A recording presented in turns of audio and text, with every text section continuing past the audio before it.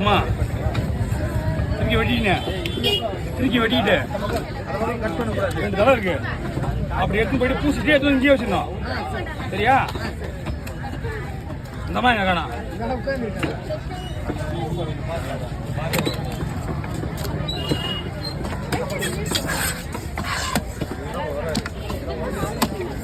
அடுத்த வலிக்கலன்னா அப்படிதான் நடக்கும். பரவாயில்ல வலிச்சிடணும். கட்டில குப்பை இருந்தா உங்களுக்கு முத்து மேலே அடிக்காது. எப்படி இது கட்டில குப்பை இருந்தா அடிக்காது. தரையில போய் முத்துதா